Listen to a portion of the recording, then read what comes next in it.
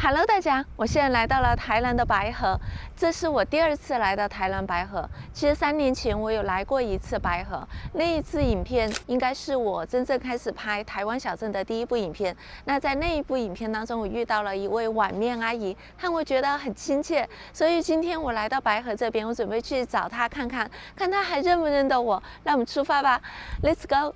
白河位於台南的東北段，再往北一點就是嘉義了。白河因為高溫潮濕，水源充足，再加上有淺山的庇護，因此有了種植蓮花的絕佳條件。夏日到處都會看到搖曳的蓮花田。雖然蓮花盛開在夏季，但冬天來到白河也不至於一片沉寂。可以去吃吃看一天只賣4個小時的東山鴨頭，滷味比主食好吃的平價麵攤，雞油要拌飯的甕仔雞。再去逛一逛安安靜靜的林子內社區，當然還有一定要泡一泡的漓江溫泉。從高雄到白河開車差不多2個小時左右，到達白河市區接近中午，那就先去吃個便宜又大碗的莊涼薄麵攤吧。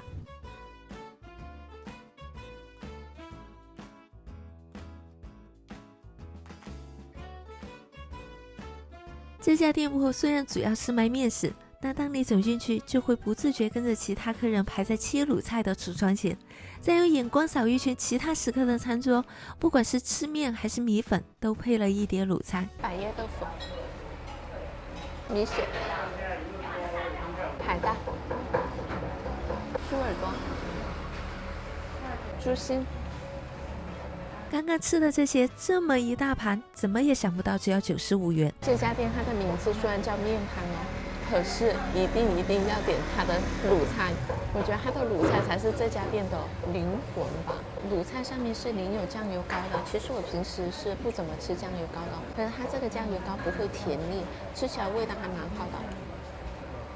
滷菜不僅是好吃，而且它的切工也很好。你們看它的豬耳朵絲切得好薄，豬心也切得很薄，我就喜歡吃這種薄薄的。但是像這種米血和那個百葉豆腐，切的厚度又是有一點厚度的，這種就是要吃有一點厚度的。它的米血弄得很軟很軟，吃不到它裡面的那種顆粒感是沒有的。它吃起來又不會連牙，它是介於要連牙和不連牙之間的那種，你覺得好像馬上要連住牙槽，可是它又不會連。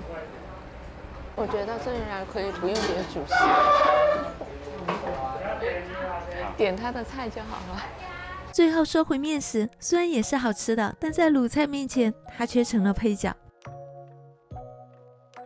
其實這一次來白河，最重要的就是要來看看3年前遇見的碗面阿姨，很感謝她那時候讓我感受到的善意和淳樸。等一下，我準備要去幹一件事。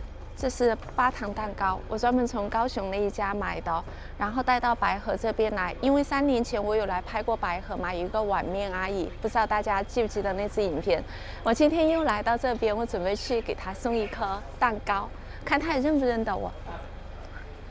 因為當時她送了我2顆蘋果。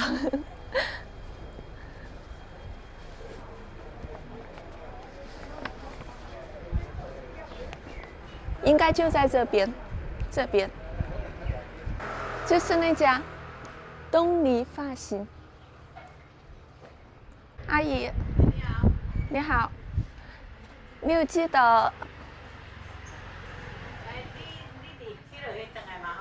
啊？你在香港回來吧？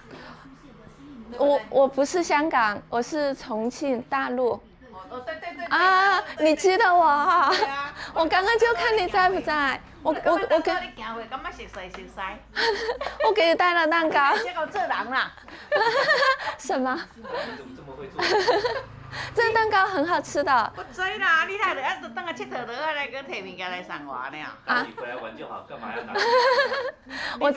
我這次到白河這邊來，我就說來看看你。好，這個行過我講，我剛剛就在看到你在看我嗎？對啊，我就感覺面熟，不過我來講來坐啊，我可能叫細聲，你無啥聽到。因為外口有日頭嘛，我就無到外口徛辛苦。啊？因為外面有太陽，所以你在外面曬太陽。對啊，嘿啊。我就怕你不記得我了。記得。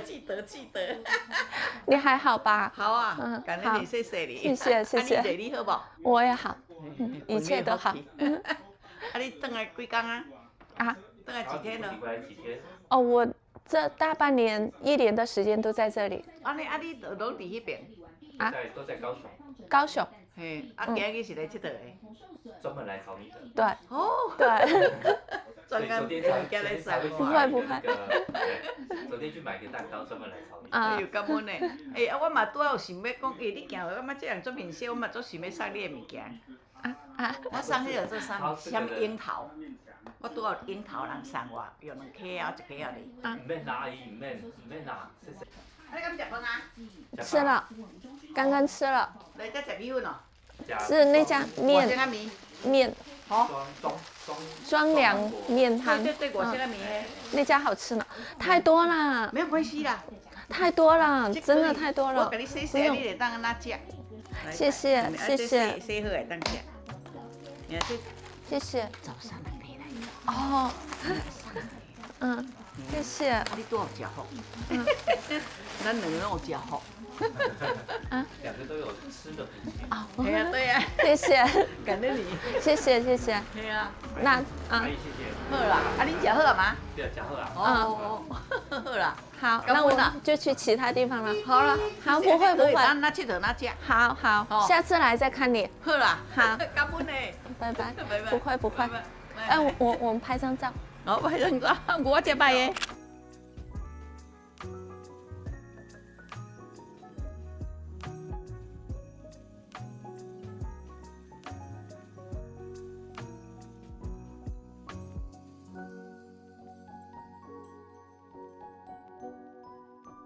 我现在来到了林子內社區，這個社區安安靜靜的，而且沒有很多的商業，應該是幾乎沒有什麼商業，只有一個小小的雜貨店在那邊，準備走一走。白河的林子內社區遠離鬧市，是一個比較幽靜的小村落。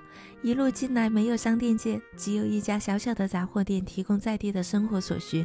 社區內的牆面上有很多的彩繪和裝置，仔細看會看到一段很簡單卻很有詩意的文字。這個石碑上刻有一段話，我以為是講的牧師的生平的事跡啊、故事啊什麼的，結果剛剛仔細看了一下，還蠻有詩意的，給大家讀一下。多年以前，牧師的老劉遺忘在林子內鄉間的小路上，多少年少，多少歲月，隨着晚風飄散。哦，多麼有詩意的一段文字！這個牆上畫的就是牧師的劉嗎？這裡也可以賞荷花，一個小小的荷花池。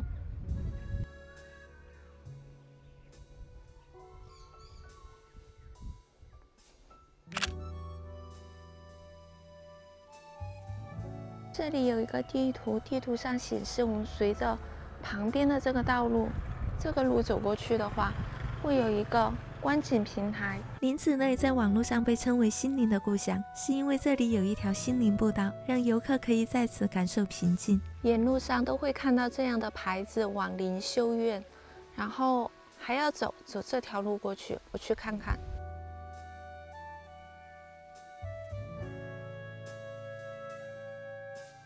今天風還蠻大的，走在這裡有很多竹子嘛，竹子被風吹的碰撞的那種聲音，哐當哐當的。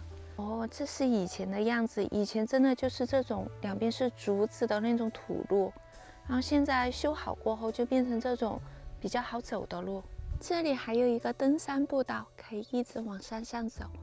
我現在要往前面走，前面就是林子內教會，好像不能進去吧。剛剛門口寫的，來這裡要提前先預約才可以進去，因為他要保證它裡面的教會的成員可以安安靜靜的靈修。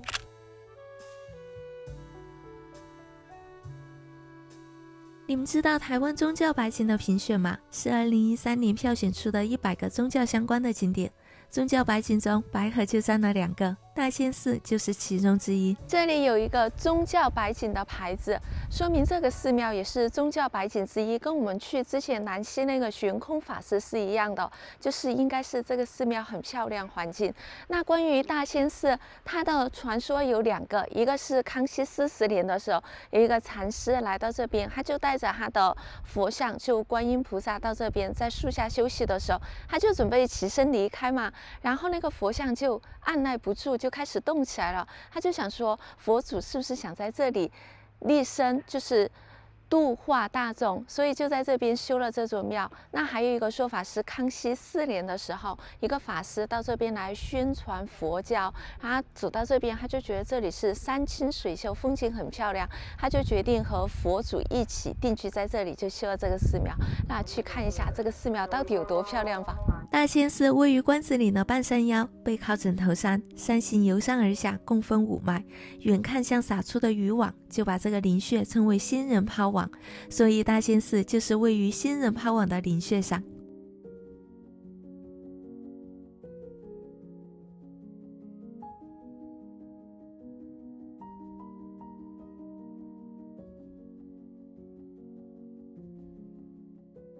我現在在的這個大仙寺和不遠處的碧雲寺，它是同屬於一個穴位，所以現在我準備去碧雲寺再去看看。之前有去過碧雲寺了，我覺得那邊風景真的很漂亮。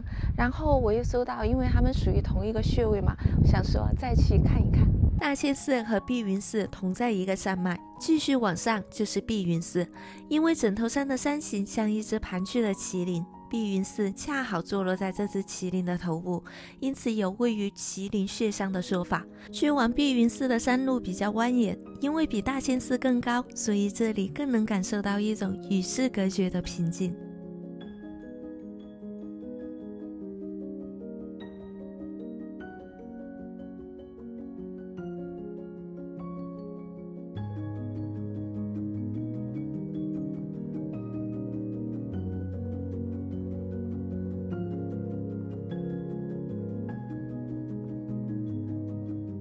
来到了碧雲寺，碧雲寺我之前有來過，所以對這裡駕輕就熟，裡面的景色我都知道。這裡一定要到2樓去，就它的有一個那個平台，觀景平台看風景特別的漂亮。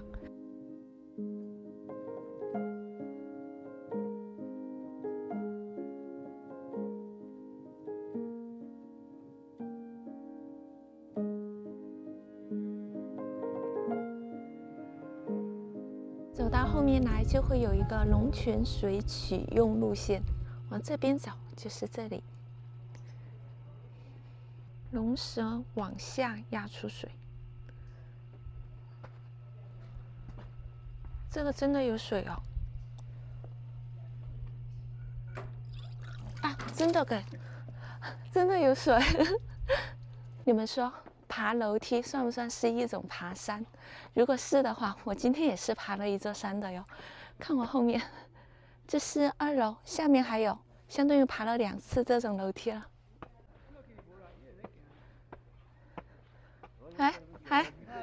嗨，知名度太高了啦，大家都看過你，都認識啊，真的。這邊全部都看過我的影片。看過，好看。謝謝。聲音更好聽。哦，謝謝。看出去的景色是這樣，就更遼闊一點了。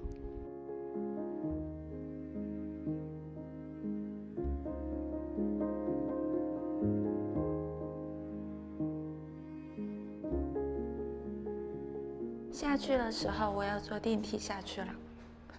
等一下，這個觀音池是可以許願的嗎？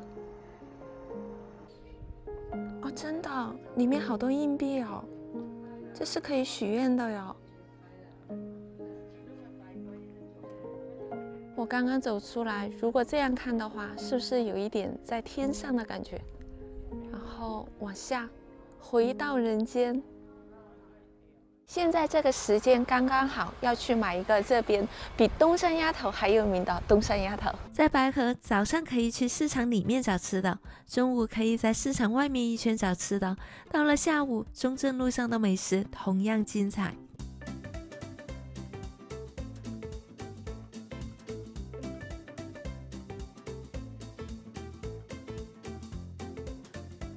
點了一份綜合豆花，然後加了一份小湯圓，一共才50。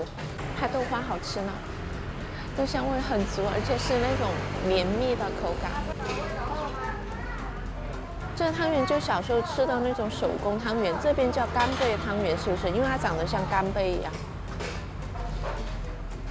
一個蓮藕牛奶。一杯嗎？啊，蓮藕牛奶喝到，蓮藕牛奶喝起來有一點像在喝紅茶牛奶，但它們的區別在於紅茶牛奶的回味，喝下去過後的回味是茶的味道，那這個就是蓮藕的味道，還蠻特別的。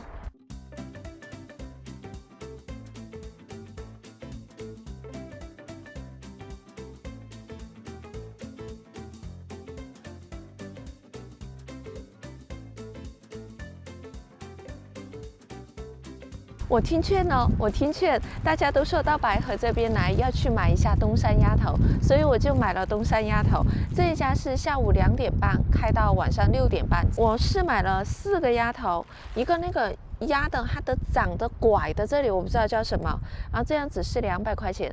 老闆他極力的在推薦他的米線，因為我是中午吃麵的時候我就吃了米線了嘛，我就想說我不要再吃米線了。然後後來他不甘心，他就送了我們1份米線。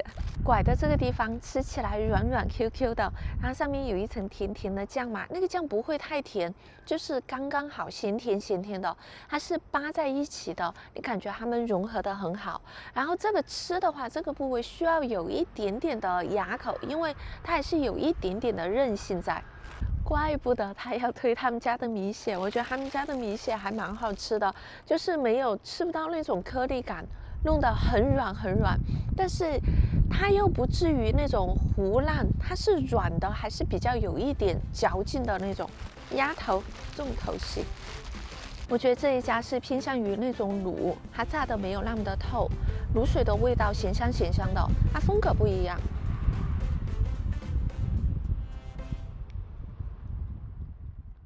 白河處於漓江岩層區域，地下水沿着地層裂縫上升時，夾帶了豐厚的地下泥土與礦物質，加上含有硫磺成分，遇熱後呈現獨特的灰黑色泥漿，產生了罕見的天然漓江溫泉。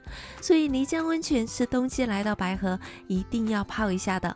但在泡溫泉之前，建議先填飽肚子。除了吃前面提到的那些美食之外，甕仔雞也是這裡的一個特色。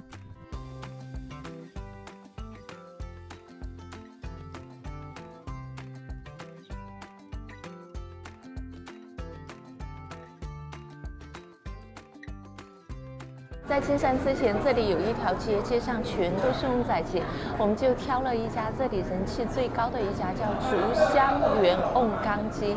那點了一個雞油麵線，點了半隻雞、3茼蒿、炸的地瓜酥，這個是送的，然後還有送的1碗竹筍湯，還點了一個排骨，排骨要等到久一點，還沒上。現在我要先來吃一下雞油麵線。其實它裡面是有拌雞油的，想自己再加一點雞油，這樣拌着吃更香一點，味道更濃郁一點。雞油和麵線在充分拌勻後，油脂柔和，吃起來香氣十足且醇厚。裡面的油蔥酥又把每一個麵線都牢牢裹住，好吃到後來一直都在吃麵線，好好吃哦！再來一塊雞。它的皮很香脆，裡面的肉也很嫩，然後吃起來很香。其實是可以蘸一點它這個胡椒粉的，胡椒鹽其實是可以蘸一點它的胡椒鹽的，可是我喜歡就這樣吃。雞皮的琥珀色光澤在第一口咬下的時候，發出了一些微弱的咔嚓聲。嫩白的雞肉紋理之間帶着一些被鎖住了的雞汁。如果喜歡更豐韻一點的味道，還可以蘸一些雞油和胡椒鹽。不過我覺得有一點油，需要馬上吃一口蔬菜來解膩。再來吃一口3茼蒿，3茼蒿也好吃，很清脆。還要再來吃一個地瓜酥，先全部吃一遍了來。吃下這口地瓜酥之後，這頓餐的第1名有了答案。我覺得這個地瓜酥才是王者吧，這地瓜酥好好吃哦。地瓜酥好吃是因為面上一層薄脆的皮和輕微的甜，一下就捕捉到了味蕾。在吃到裡面的時候，地瓜裡細膩綿密的質地輕輕一抿就散開了，完全停不下來。當你吃了那麼多雞油過後，肯定會有一點膩，那就喝一點這個湯。這個湯是筍子和酸菜，還蠻解膩的。從吃旺仔雞的地方到關子嶺溫泉區，開車8分鐘。景區裡面也是有吃的，大家根據自己的喜好和行程來安排就好。在景區裡面有公園、老街和步道可以去走走，還有一個木材故事館，也是很推薦去看看的。现在到關子嶺溫泉區這裡面來了，來到這裡面有一個小小的景點，如果順路的話可以去逛一逛，就是台灣木材故事館這裡。成大還有一群找樹的人，他們成立一個團隊都在我們台灣的比較無人到達的那山裡面去尋找台灣山的高度。目前找到是80幾公尺的高度。魯凱族的人稱台灣山為撞到月亮的樹。為什麼會說它撞到月亮的樹？它很累，它會有時候會攀附在樹上，一直延伸上去。這邊要採那種野生的艾葉，會一直往上爬嘛。有時候看往上看說，感覺月亮在那邊好像要撞到月亮，所以他們會這樣。這一棟建築是用檜木還是？沒有，沒辦法完全都檜木了。部分。對，部分。有一股香味。对，因為這棟它是介紹說民國34年蓋的嘛，那時候剛好是日本人戰敗回去國民政府剛來，所以那個算是混亂的時期，那時候說要很多那個檜木來建造不可能啦。日本人把好的檜木都不是運到他們國內，還是銷到別的地方，要不然就是那時候戰爭那個船那個戰船也都會用檜木打造，可能。很多木造的日式房子不可能完全都檜木，不可能。好，謝謝。這個是一個風鈴的那種感覺，它是用不同的木材去做的，撞擊出來的聲音有些低沉，有些明亮。你們聽這個聲音是不是不一樣？也不一樣了。在最後一個區域就是售賣一些小小的文創，但不知道這個可不可以買。這種小的木頭，然後還有這個一些香，它這裡還有可以蓋章的木材故事館，然後這邊的很可愛，一些小人，這個應該是明信片吧，阿里山。我覺得我最感興趣的是這個。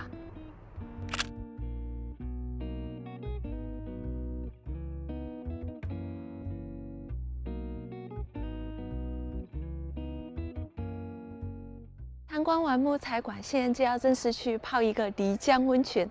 雖然今天很熱，是真的很熱，可是來都來了，總要泡一下吧。關子嶺有2個溫泉的源頭，一個是在寶泉橋處，另一個是在火王爺廟的附近，又稱靈泉。走到這裡有一個廟，這個廟是火王爺，然後這一個神明是跟這裡的溫泉息息相關的一個神明，去看一看吧。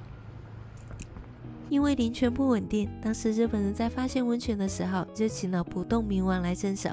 但後來神像被帶走，為了穩固泉源，當時的溫泉業者集資蓋廟，模仿不動明王的神像，建了現今的火王爺廟。在距離廟走路1分鐘處，就是今天要去泡溫泉的地方。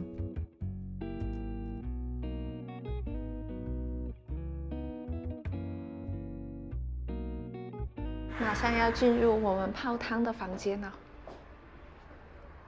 這裡，這樣子的哦。這裡面就是2個浴池，然後淋浴的地方，這裡有一個洗漱的，就梳妝的地方，有一個沙發，還有一個小小的陽台。原來還有這種泡湯的房間哦，就只是為泡湯而準備的房間。我第一次知道有這種，我以為是一個有床的那種呢。然後這一集影片的話，想知道這個泡湯到底如何，請一定要看彩蛋哦。那我們這集影片到這裡就結束了，還喜歡這集影片，請一定要幫我點讚訂閱，我們下集再見，拜拜，去泡湯了。漓江溫泉其實是含有小粒粒的渾濁溫泉水，含有豐富的礦物質和硫磺成分，觸感比較滑膩，有養顏美容、促進血液循環的功效。我突然想到，去角質的面膜也是這樣的。拜拜。